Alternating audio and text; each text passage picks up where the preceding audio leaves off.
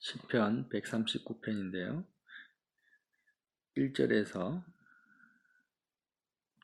6절까지만 읽겠습니다. 다윗의 시 인도자를 따라 부르는 노래. 여호와여, 주께서 나를 살펴보셨으므로 나를 아시나이다. 주께서 내가 앉고 일어섬을 아시고 멀리서도 나의 생각을 밝히 아시오며 나의 모든 길과 내가 눕는 것을 살펴보셨으므로 나의 모든 행위를 익히 아시오니 여호와여, 내 혀의 말을 알지 못하시는 것이 하나도 없으시니이다. 주께서 나의 앞뒤를 둘러싸시고 내게 안수하셨나이다. 이 지식이 내게 너무 기이하니 높아서 내가 능히 미치지 못하나이다. 아멘. 24절까지 있는데요. 참 유명한 시편 중에 하나죠. 주님이 나의 모든 것을 아시고 내가 어디에 있든지 주님이 나와 함께 계신다라는 것을 노래하고 있습니다. 단지 예수님이 전지전능하셔서 나의 모든 것을 아신다라는 어떤 지식을 나누는 것이 아닙니다. 지금 다윗이 성경 공부를 한 게 아니잖아요. 다윗이 어떤 사람의 설교를 매주간 들은 것도 아닙니다. 실제로 주님과 함께 하면서 주님을 처음으로 경험하면서 다윗이 느끼는 그 감정, 체감, 실감을 노래한 것이죠. 그래서 137편, 8편, 139편이 사실은 내용이요 쭉 연결되는 느낌을 저는 받습니다.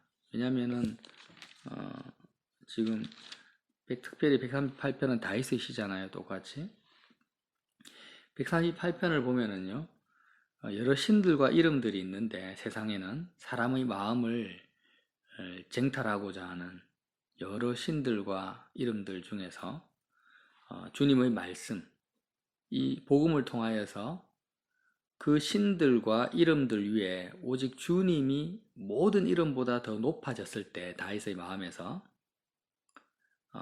세상의 모든 왕들, 세상의 모든 좋은 것을 다 가지고 있는 왕들조차도 여호와의 도를 노래하게 될 것이다. 왜? 주님의 영광과 크심이 너무나도 아름답고 존귀하기 때문에 오직 주님의 이름만이, 참신이신 주님만이 나에게 온전한 만족과 기쁨을 주시는 그것을 노래할 것이다고 이제 138편에 기록되어 있잖아요. 그러니까 한마디로 말하면 138편은 내가 하나님을, 주님을 내가 붙드는 것을 말합니다.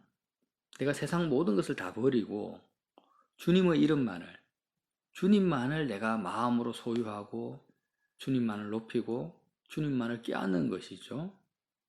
십자가의 길을 통하여서, 여호와의 도를 통하여서 그렇게 주님만을 껴안고 보니까 이제 139편에는 어떤 내용이 나오냐면 이제 주님이 나를 껴안으시는 거예요.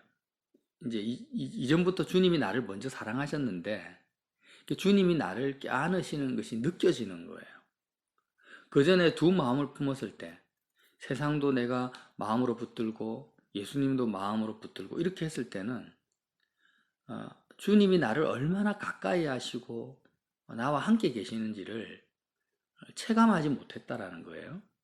그런데 정말 내 마음속에서는 오직 예수님의 이름 외에 모든 이름들이 다 사라졌을 때, 그때 주님과 나와의 1대1의 그 유일한 그 신랑과 신부가 신방에서 두 사람만 이렇게 있잖아요. 마주하고 대하고 있잖아요. 그 상태로 내 마음이 들어갔을 때는 이제는 주님이 나를 얼마나 사랑하시고 함께 하시는지를 다윗이 실감하고 체감하는데, 그 주님의 사랑과 은혜 함께 하심, 임마누엘이죠.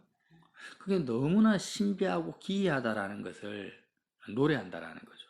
어떻게 주님이 나와 가까이 하시는지를 다시 한번 읽어볼게요.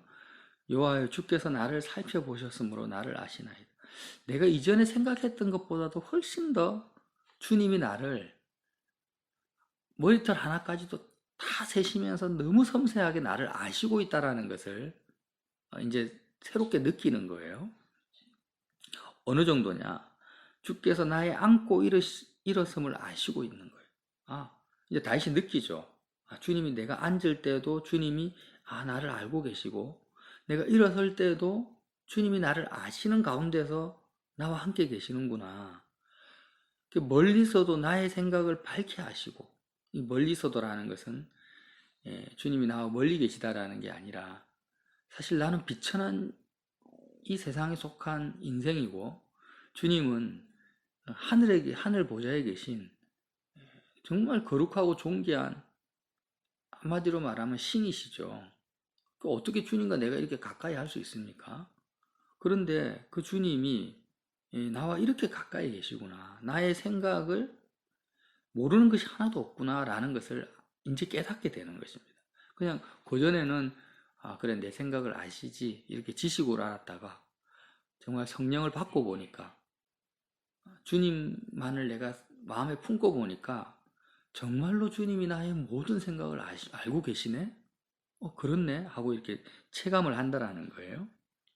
그래서 나의 모든 길과 내가 눕는 것을 살펴보셨으므로 나의 모든 행위를 익히 아시오니 여호와여 내 혀의 말을 알지 못하시는 것이 하나도 없으시니다. 내가 말로서 혀로서 이렇게 하는 말 한마디 한마디를 주님이 다 듣고 계시고 또 알고 계시고 귀를 기울이고 계시다라는 것. 정말 놀랍지 않습니까? 그걸 체감한다고 한번 생각해 보세요. 그러니까 이제 주께서 나의 앞뒤를 둘러싸시고 내게 안수하셨나이다. 이 안수라는 이 말씀이 사실은 139편의 아주 핵심적인 단어입니다. 성경에는 그 안수에 대해서 여러 가지 표현들이 나와 있습니다. 실제로 우리가 안수할 때는 뭐 축복한다 이런 의미도 있고요. 여러 가지 의미가 있는데 그 중에서 가장 중요한 안수의 의미 중에 하나가 뭐냐면 전이 되는 겁니다. 전의. 전이 된다라는 거죠. 구약에 보면 제사하는 사람이 자기 죄를 사함받기 위해서 양이나 염소를 제사장 앞으로 데리고 오죠. 그리고 양과 염소의 머리에 안수를 합니다. 그렇게 할 때 어떻게 되냐면 내 모든 죄악이, 내 모든 나의 존재가 그 양과 염소에게 전이 됩니다. 옮겨져 간다라는 거예요. 옮겨져 가고 안수한 이후로부터는 어떻게 되냐면 양과 염소가 죽는 것이 나의 죽음이 되어버리는 거죠. 그게 번제입니다. 그러니까 138편은 내가 주님께 안수하는 내용들이에요, 사실. 내가 주님께 안수한다는 게 뭡니까? 나의 모든 것들이 주님께 다 가버리는 거예요. 사실 우리가 내가 주님께 안수한다. 내 마음을 주님께 드린다. 나의 몸을 산제물로 하나님께 드린다. 이렇게 하는 내용들이 다 내가 주님께 안수한다. 이렇게 표현할 수 있다는 거죠. 그러면 반대로 주님이 나에게 안수하신다는 의미는 어떤 의미겠습니까? 주님의 모든 것이 나에게로 전이 되는 거예요. 내 속으로 들어와 버린다는 거죠. 어떻게 안수하시냐면 주께서 나의 앞뒤 좌우 위아래를 완전히 둘러싸시고 이제 나의 겉을 완전히 둘러싼 상태에서 나에게 안수를 하시는데 내 안으로, 내 심령 안으로 주님이 나에게 들어오시는 거예요. 주님의 그 평강, 기쁨, 하나님의 영광, 하나님 아버지를 향한 사랑, 인생들을 향한 긍휼, 이 모든 것이 나에게 안수하심을 통하여서 나에게 들어오신다라는 거죠. 근데 어떻게 주님이 죄악된 나에게 이렇게 들어오실 수 있느냐? 내 모든 것들이 내가 주님을 안수할 때 내 속에 있는 것은 사실은 뭐밖에 없습니까? 죄밖에 없어요. 더러운 것밖에 없고 부정한 것밖에 없습니다. 그것이 내가 주님께 안수함을 통하여 주님께 다 전이 되었을 때 주님이 나의 죄짐을 담당하신 거죠. 나의 허물과 죄를 그 육체에 담당하시고 십자가에서 죽으시고 하나님의 심판과 저주를 대신 당하신 겁니다. 그게 내가 주님께 안수하신 거고 그 안수를 통하여서 이제는 주님이 나에게 안수하실 수 있게 된 거예요. 그리고 나의 앞뒤를 둘러싸시고 내게 안수하시는데, 그렇게 주님이 내 속에 들어오셔서 함께 하신다라는, 임마누엘 하시는 거죠. 이렇게 된 상태에서, 이렇게 되는 놀라운 은혜가, 이 지식이, 이 놀라운 비밀과 지식이 6절에 보면 내게 너무 기이하니 신비하다. 너무 놀랍고 신비하다. 너무 기이하니 높아서 내가 능히 미치지 못하나이다. 이 얼마나 놀라운 비밀입니까? 주님이 내게 안수하셔서 그 하늘에 계신 그 주님의 모든 영광과 사랑과 자비가 내 속에 다 들어오셔서 나를 옷 입고 사시는 거예요. 주님이 나를 옷 입고 사십니다. 이 지식이 너무나 기이하고 높아서 내가 이걸 다 깨달을 수도 없고 다 말로 설명할 수도 없다라는 겁니다. 이게 바울이 그러잖아요. 내가 십자가 외에는 아무것도 알지 않기로 작정했다. 모든 것을 배설물로 다 여긴다. 왜? 이 십자가의 이 비밀이 너무나 기이하고 높아서 알고 깨닫고 깨달아도 파고 파도 끝이 없다라는 거죠. 다윗이 똑같은 고백을 하는 거죠. 그래서 이런 상태에서, 주님과 내가 온전히 연합된 상태에서는 7절에 내가 주의 영을 떠나 어디로 가며 주의 앞에서 어디로 피하리까? 내가 하늘에 올라갈지라도 거기 계시며 수월에 내 자리를 펼지라도 거기 계시나이다. 이제는 완전한 연합 속에 있으니까 주님이 나를 옷 입고 사시는 거예요. 이제 계시록에 보면 성도들이 어떤 옷을 입습니까? 흰 옷을 입죠. 모든 성도가 흰 옷을 입고 찬양을 합니다. 그 흰 옷이 뭐냐면 그리스도로 옷 입는 거죠. 그리스도로 옷 입어라 이렇게 권면하고 있습니다. 이 상태니까 이 옷은 벗겨지지 않고 또 더럽혀지지 않는 옷입니다. 그래서 하늘에 있어도 주님이 나를 옷 입고 있고 나는 주님을 옷 입고 있는 거예요. 서로가 서로의 옷이 되는 거고 서로가 서로의 심장이 되는 거죠. 내가 새벽 날개를 치며 바다 끝에 거주할지라도 거기서도 주의 손이 나를 인도하시고요. 주의 오른손이 나를 붙들고 계시는 것을 다윗이 느끼고 있는 거죠. 바다 끝에 있어도 주님의 오른손이 나를 붙드시는구나. 내가 혹시 말하기를 흑암이 반드시 나를 덮고 나를 두른 빛이 밤이 되리라 할지라도 주에게서는 흑암이 숨기지 못하며 밤이 낮과 같이 비추이 나니 주에게는 흑암과 빛이 같음이니이다. 세상의 어떤 고난과 절망과 아픔이 흑암처럼 덮쳐도 나와 함께 계시는 그 주님의 사랑과 은혜가 떠나가지 않는다라는 거죠. 그런데요, 더 놀라운 것은, 자, 주님을 만나기 전까지는 내 고통, 내 아픔을요, 이 세상 누구도 알지 못한다라고 생각한다라는 거예요, 사람들마다. 그래서 외로우니까 결혼을 하고 친구를 사귀입니다. 그래도 사귀어봐도 수박 겉핥기식으로 나를 알지, 실제로는 나를 잘 알지 못해요. 정말 내가 외롭고 힘들 때 나와 함께 하는 사람이 적기 적고 또 한계가 있다라는 거죠. 어느 정도까지 나와 함께 하겠습니까? 한계가 있습니다. 그러니까 인생은 죽는 순간에는 아무도 없는 거예요, 사실. 그래서 사람들이 다 우울증에 걸리고 힘들어하고 아파하지 않습니까? 어떤 사람을 사귀어도 결혼을 해서 40년, 50년을 같이 살아도요. 설사 지금 사랑하는 관계라 할지라도 그 아내나 남편이 내 마음과 고통을 아는 데는 한계가 있다라는 거예요. 그런데 다윗이 주님과 연합하고 보니까, 주님과 결혼하고 보니까 이게요, 다른 사람 인간관계는 아무것도 아닌 거예요. 주님은 어느 정도로 나를 아시냐? 나의 혀의 말까지 다 아시고, 내가 어디에 가시든지 그 주님이 나와 함께 계시면서 나에게 안수하심을 통해서 내 안으로 들어오셔서 정말 나의 심장과 폐부까지 다 아시는 거예요. 그런데 이 놀라운 게 뭐냐면, 나도 나를 사실은 잘 알지 못합니다. 내가 나를 아는 지식보다 주님이 나를 아는 그 지식이 훨씬 더 높고 크다라는 거예요.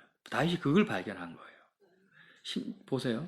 우리는 어릴 때 기억을 하면, 어릴 때 몇 살까지 기억합니까? 기억력이 아주 좋은 사람은 뭐 2살, 3살까지의 그런 시간도 기억을 한다고 해요.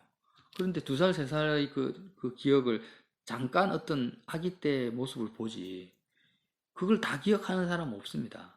근데 오늘 다시 뭐라고 하냐면 13절에 주께서 내 내장을 지으시며 나의 모태에서 나를 만드셨나이다. 그러니까 주님은 뭘 아시냐면 내가 내 내장이 어머니의 자궁 속에서 자라나고 있는 그것까지 주님이 다 아신 거예요. 내가 모태에서 아무 기억이 없을 때도 그 모태에서의 내가 조성되는 그 순간까지도 주님이 알고 계시는 거예요. 내가 주께 감사하오면 나를 지으심이 심히 기묘하심이라. 주께서 하시는 일이 기이함을 내 영혼이 잘 아나이다. 내가 은밀한 데서 지음을 받고 땅의 깊은 곳에서 기이하게 지음을 받을 때에 나의 형체가 주의 앞에 숨겨지지 못하였나이다. 내 형질이 이루어지기 전에 주의 눈이 보셨으며 나를 위하여 정한 날이 하루도 되기 전에 주의 책에 다 기록이 되었나이다. 너무나 비밀스럽고 신비한 지식을 지금 다윗이 알게 된 것입니다. 어떤 지식입니까? 자기도 자기 자신을 몰랐는데요. 태초에 천지가 창조되기 전에 주님이 자신을 예정하시고 자신이 형질이 이루어지기 전에 육체가 만들어지기 전에 자신의 영혼을 지켜보시는 그 주님의 눈을 보고 봤다라는 거예요. 그리고 자기가 이 땅에 태어나기 전에 나를 위하여 정한 날이 하루도 되기 전에 자신의 인생의 삶이 전부 다 주님의 책에 다 기록되어 있는 것을 알게 되고 깨닫게 되었다라는 겁니다. 이거는 신비에 속한 건데 이런 지식을 어떻게 다윗이 알 수 있습니까? 다윗이 바로 주님을 알게 되었다라는 거죠. 그러니까 우리가 병원에 가지 않습니까? 예를 들면 병원에 가면 내가 내 몸에 병이 들어도 내 몸을 내가 잘 알지를 못합니다. 그런데 의사 선생님을 통해서 의사 선생님을 만나고 진찰을 받게 되면 내 몸에 대해서 알지 못하는 병을 의사를 통해서 알게 되는 것과 마찬가지로 내가 내 삶이 어떻는지, 앞으로 내가 어떻게 살아가야 되는지, 심지어는 내가 태어나기도 전에 나의 모습까지도요, 예수님을 통해서 알게 되는 것입니다. 어떻게요? 주님이 나의 모든 것들을 함께 하시는, 임마누엘 하시는 그 주님과의 연합이 이렇게 신비하다라는 거예요. 이 다윗은 어떤 지식으로 보고 배운 것이 아니라 주님을 정말 지식이 아니라 마음으로 알고 보니까 주님과 결혼 생활을 하다 보니까 자신의 모르는 그 모든 것까지도 알게 되는, 어떻게 보면 하나님을 알지 못하면 진정으로 나 자신이 누구인지를 알지 못하죠. 그래서 나는 누구인가에 대한 질문, 다른 사람이 누구인가에 대한 질문은 제껴놓고요, 나는 누구인가에 대한 질문에 대한 답조차도 하나님을 만나지 못하면 그 누구도 그 해답을 얻을 수가 없다라는 것입니다. 다윗은 그 해답을 얻은 거죠.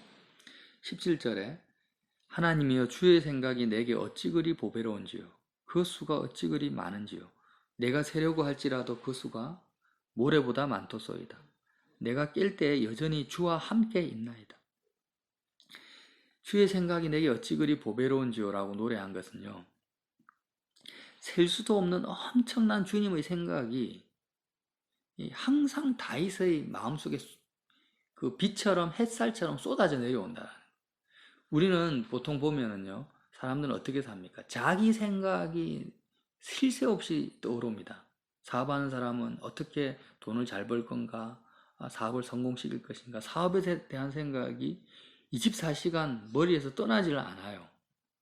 누구하고 싸우게 되면 그 사람에 대한 여러 가지 판단과 정죄가 끊임없이 치고 들어오죠. 그런데 지금 다윗의 상태가 어떤 상태냐면 자기 생각은 하나도 없어요.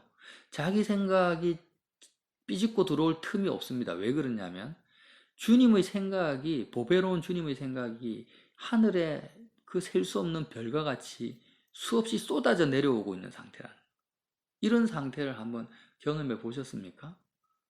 내가 어디를 가든지 무엇을 하든지 간에 주님의 생각이요, 내 생각은 하나도 없고 주님의 생각이 하늘의 별과 같이 쏟아져 내려오는 그런 경험을 해보셨냐고요. 지금 이 상태가 어떤 상태입니까? 주님이 나와 함께하는 그 은혜를 체감하는 거죠. 그래서 내가 누구를 봐도요. 이전에는 내가 판단하고 내가 생각했는데 그 사람을 향한 주님의 생각이 쏟아져 오는 거예요, 내 속에. 그리고 내가 일을 하든지 누구를 만나든지 모든 것이 다 주님의 생각인데 그것이 사람들의 생각은 헛되고 마귀의 참소가 있고 상처를 주는 건데 주님의 생각은 하나하나가 다 보배롭다라는 거예요. 너무나 아름답고 화평케 하고 평안을 주는 그런 생각들인 거예요. 얼마나 좋습니까? 이런 삶이 우리에게 예비되어져 있다는 거죠. 내가 세려고 해도 그 수가 모래보다 많습니다. 내가 깰 때에도 여전히 주와 함께 있는, 이 말이 무슨 말입니까? 잠을 자다가 눈을 딱 떴는데 오늘 어떻게 살아갈까 한숨이 나오는 게 아니에요. 눈을 떴는데 바로 주님의 생각이 막 쏟아져 내려오는 거예요. 눈을 뜨자마자. 근데 셀 수가 없어요. 자, 이 18절까지는 이렇게 주님이 나와 함께 하신 임마누엘을 노래했다면 19절에는요. 악인을 또 이야기합니다. 하나님이여 주께서 반드시 악인을 죽이시리이다. 피 흘리기를 즐기는 자들아 나를 떠날지어다. 그들이 주를 대하여 악하게 말하며 주의 원수들이 주의 이름으로 헛되이 맹세하나요. 사실 이 악인은요, 사단 마귀를 1차적으로 일컫는데 누가 악이냐? 다윗에게 있어서 누가 악인이겠습니까? 열애하는 연인들에게 누가 악인이겠습니까? 그 관계를 끊는 사람이에요. 그 관계를 방해하는 사람이 악인이라는 거예요. 그러니까 이렇게 사랑하는 주님, 내가 주님 모든 이름보다 주님의 이름만을 내가 붙들고 있고 주님이 나를 아시고 있고 나와 함께 계시는 안팎으로 나를 둘러 진치고 있는 이런 상황에서 악인이라는 것은 이 주님과 나를 신뢰의 관계, 믿음의 관계를 방해하는 세력들이에요. 사실요, 사람들의 마음에는 하나님을 좋아하지 않습니다. 저도 하나님을 내가 좋아하는 줄 알았어요. 사랑하는 줄 알았어요. 그런데 나의 심령의 본질을, 껍질을 깨고 또 열어보니까 내 인간의 타락한 본질은 이 죄도 없고 흠도 없는 하나님을요, 사랑할 마음조차도 없더라고요. 좋아하지 않는 거예요. 그러니까 거듭나지 않으면 하나님을 가까이 하고 싶은 마음이 1도 생기지가 않는 게 인간의 본질입니다. 그러니까 한번 생각해 보세요. 갇혀있는 폐쇄된 공간 속에 두 사람이 딱 붙어 있는데 이 두 사람이 서로를 사랑하고 아끼면은 이것만큼 좋은 게 없죠. 가까이 하는 것이.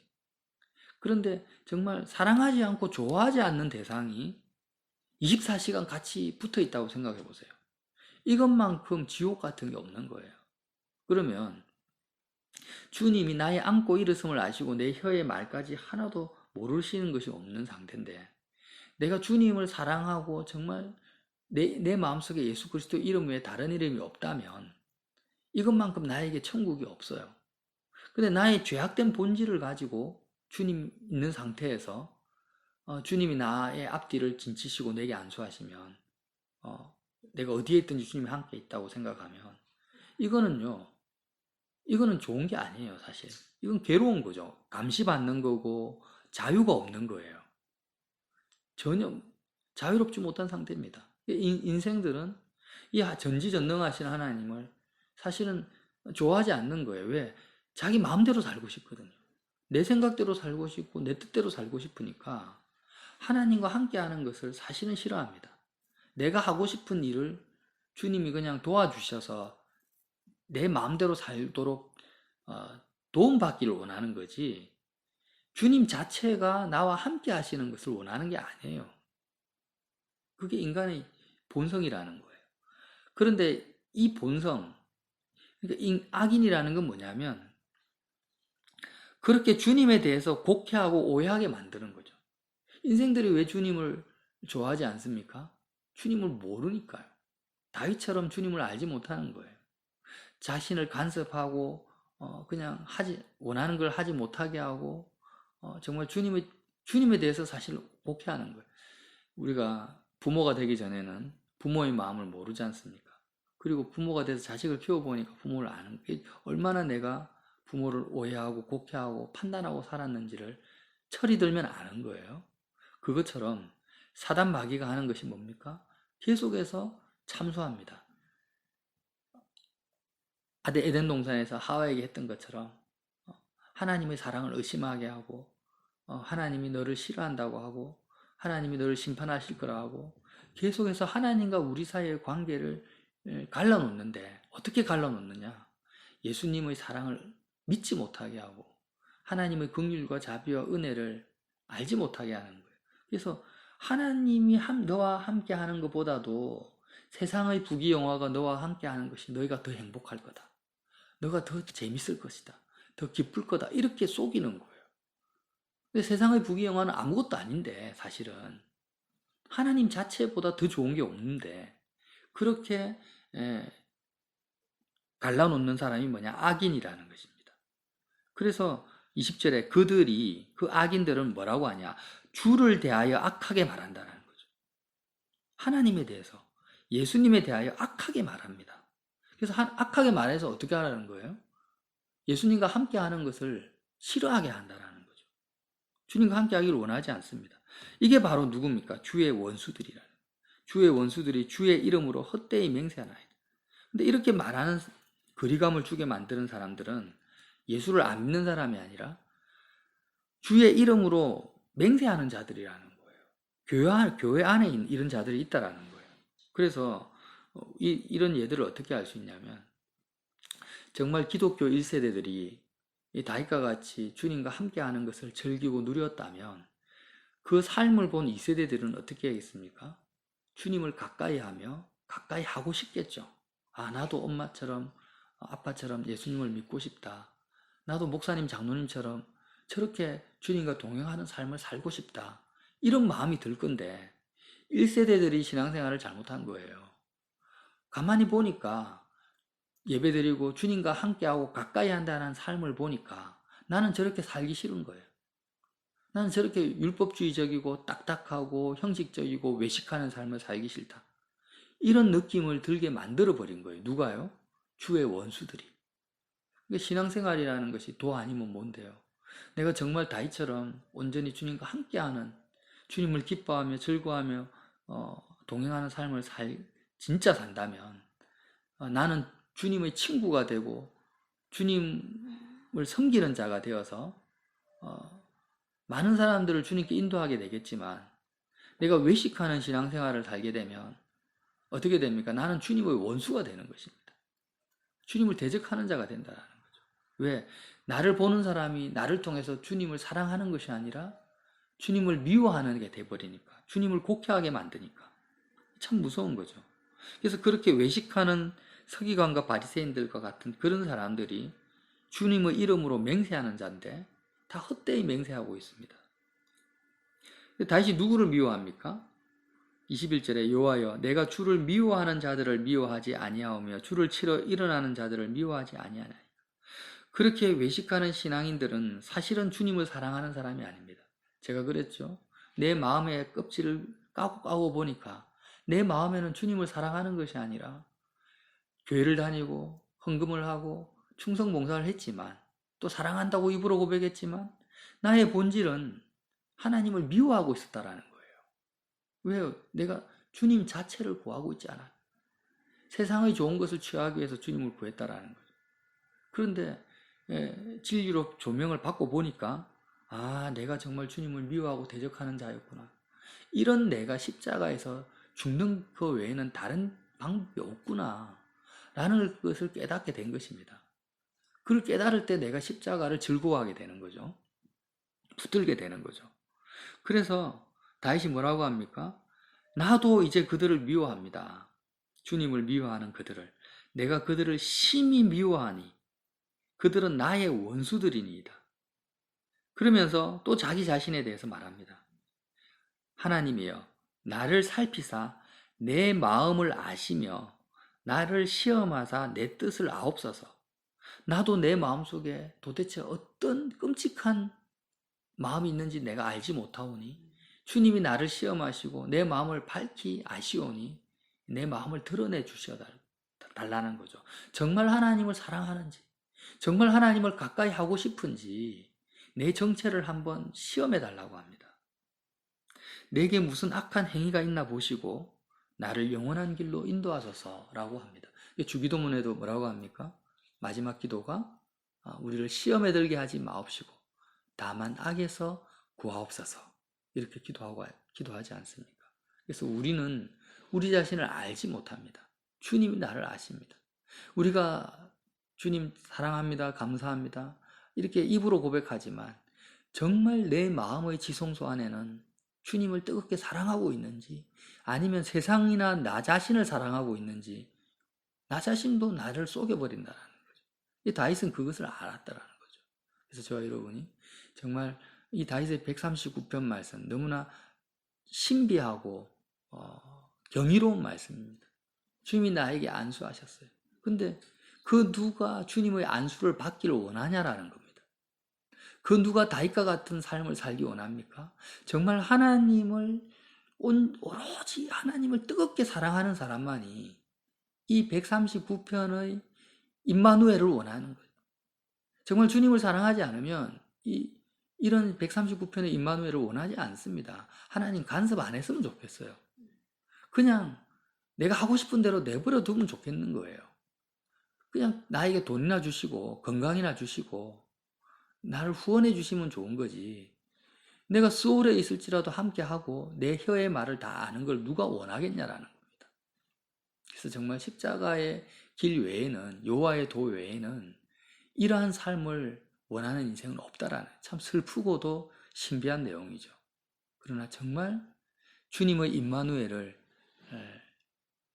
마음의 지성소에서부터 간절히 사모하고 원하는 강구하는 믿음 있는 저와 여러분 되시기를 예수님 이름으로 빌어드립니다.